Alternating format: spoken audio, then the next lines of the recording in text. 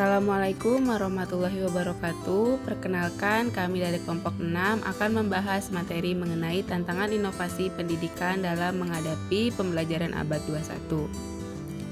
Materi yang kami bahas berkaitan dengan memenuhi tugas mata kuliah inovasi pendidikan dengan dosen pengampu Dr. Nita Karmila MPD. Sebelumnya, izinkan saya memperkenalkan anggota kelompok 6. Yang pertama, Aulia Afifa, yang kedua ada Risti Maulina Pratiwi Sunardi, yang ketiga Dewi Lia Nurfitra Putri, dan yang keempat Debbie Tripuanti, dan yang terakhir Rahmawati. Materi yang pertama yang akan saya bahas mengenai abad 21. Abad ke-21 ditandai sebagai abad keterbukaan atau abad globalisasi. Artinya, kehidupan manusia pada abad ke-21 mengalami perubahan-perubahan yang fundamental yang berbeda dengan tata kehidupan dalam abad sebelumnya. Dikatakan abad ke-21 adalah abad yang meminta kualitas dalam segala usaha dan hasil kerja manusia. Dengan sendirinya, abad ke-21 meminta sumber daya manusia yang berkualitas yang dihasilkan oleh lembaga-lembaga yang dikelola secara profesional sehingga membuahkan hasil unggulan. Selanjutnya, tuntunan-tuntunan yang serba baru tersebut meminta berbagai terobosan dalam berpikir, penyusunan konsep, dan tindakan-tindakan. Dengan kata lain, diperlukan suatu paradigma baru dalam menghadapi tantangan-tantangan yang baru. Menurut filsuf Thomas Kuhn, apabila tantangan-tantangan baru tersebut dihadapi dengan menggunakan paradigma lama, maka segala usaha akan menemui kegagalan.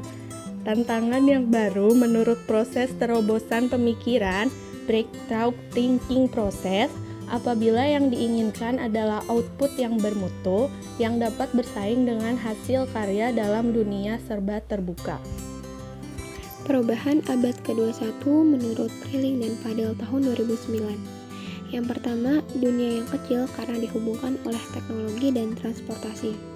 Yang kedua, pertumbuhan yang cepat untuk layanan teknologi dan media informasi. Yang ketiga, pertumbuhan ekonomi mempengaruhi perubahan pekerjaan dan pendapatan.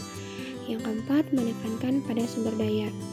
Yang kelima, kerjasama dalam penanganan pengelolaan lingkungan. Yang keenam, peningkatan keamanan terhadap privasi, keamanan, dan teoritis.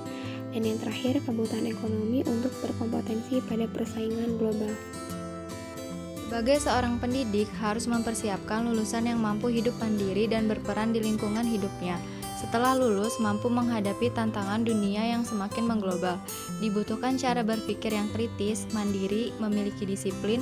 Untuk itu diperlukan komunikasi yang efektif agar mampu memecahkan masalah untuk mengatasi sikap egosentris.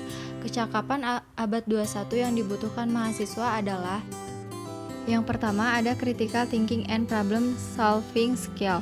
Yang kedua ada communication skill. Yang ketiga ada creativity and innovation skill. Yang keempat ada collaboration skill. Yang pertama, critical thinking and problem solving skill atau kecakapan berpikir kritis dan memecahkan masalah. Seorang mahasiswa harus mampu berpikir kritis, bersifat mandiri, berdisiplin diri, dan memperbaiki proses berpikir sendiri. Hal itu memerlukan komunikasi efektif dan pemecahan masalah untuk mengatasi sikap egosentris. Berpikir kritis berarti mampu menuangkan pemikiran dan alasan sesuai situasi, mampu mengambil keputusan dan membuat solusi untuk menyelesaikan masalah. Yang kedua, communication skill atau kecakapan berkomunikasi. Komunikasi merupakan proses penyampaian informasi, gagasan, emosi dengan menggunakan simbol-simbol, kata-kata, gambar, dan lainnya, sehingga membantu membangkitkan respon penerima. Dalam berkomunikasi dibutuhkan bahasa yang mudah dipahami, menghargai pendapat orang lain, dan menjelaskan dengan pikiran yang logis. Selanjutnya yaitu creativity and innovation skill atau kreativitas inovasi. Kreativitas merupakan bagaimana berpikir yang produktif, memiliki daya cipta pikir yang terbuka dan responsif. Berpikir secara kreatif berarti mampu mengemukakan ide-ide kreatif yang konseptual dan praktikal. Jika mengalami kegagalan, bangkit lagi dan menjadikannya sebagai pembelajaran serta mampu beradaptasi dalam situasi baru dan memberikan kontribusi positif di lingkungan sekitar. selanjutnya yaitu collaboration skill atau kolaborasi.